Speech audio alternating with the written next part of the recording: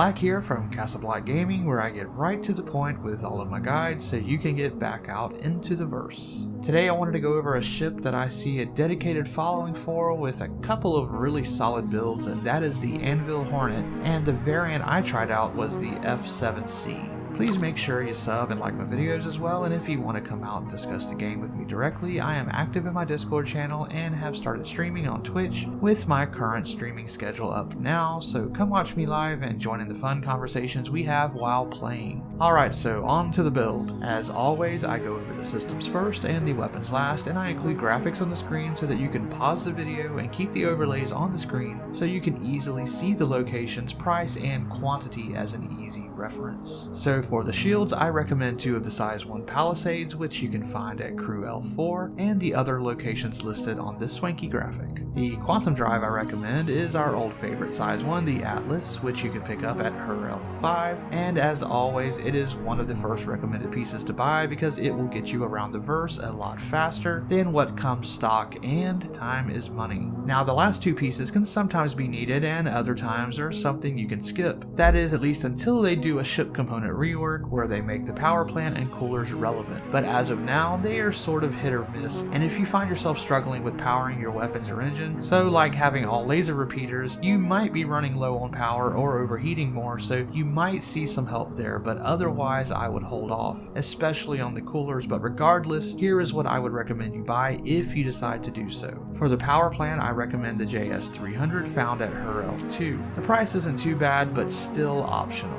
For the coolers, I recommend the Glaciers, which you can pick up at Port Tressler or Cousin Crows. Now you might be asking, Black, what do you do? Well, I buy both the power plant and the coolers just because I like to get the ship loadout and be done with it and not try and remember if I upgraded anything later or not. Of course, if there's any sort of wipe or reset, you will have to put your ship components back on the ship anyway. That's just me though, and only if I know I have plenty of credits to go around. Now on to the weapons, which we have options for, and if you know anything about me, you know I'm a huge fan of options. I will go with a more beginner build first for the guns, which will have gimbaled weapons. I also want to point out that there are 2 structural mod options you can switch out. The first being the nose turret, which is just called nose turret and can be picked up at almost every place that sells weapons, such as her L2, her L4, her L5, and even Dumper's Depot at Port Olisar.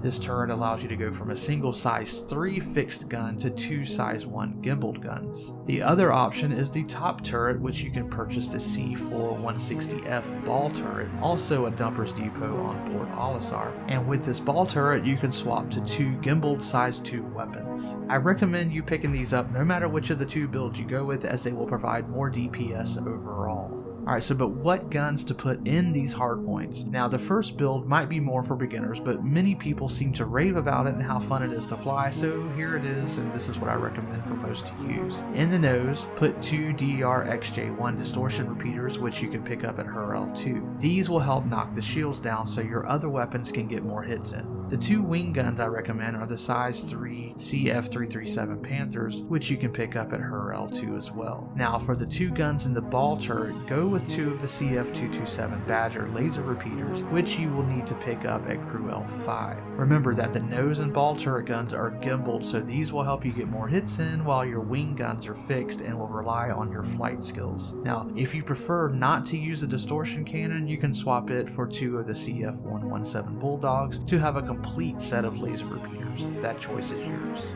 Now here's a second option, to sub out the laser repeaters I mentioned above with laser cannons, which might prove more useful on larger ships as you make your way up the bounty hunter ladder. For the wings, I would go with 2 of the FL33s, which you can pick up at her L5, the same place you'll find your quantum drive from earlier in the video. For the ball turrets, I would go with the FL22s, which you can also pick up at her L5. Now you're welcome to leave the distortion repeaters on the nose or swap those out for laser cannons, in which case I would pick up the FL11s to complete this as an entire laser cannon build, which you can find at Dumper's Depot on Port Olisar. Now on to the missiles. I'm just going to go out and say it. Many people want quantity with these, so I suggest swapping out the missile racks for MSD 341s and MSD 221s so you can downsize to size 1s. For the missiles, electromagnetics are still the most accurate and non-missing, so you can go with Pioneer 1s or Task Force worse ones, your choice. Of course, it's your choice to keep the larger missile racks and use the size 2 electromagnetic missiles as well. Regardless, I enjoy hearing your war stories and which weapons you like using, whether it's what I recommend or not. I just received my own BKB flight stick, so expect more bounty streams and a lot more experimenting as I get better. That's gonna do it for this loadout video.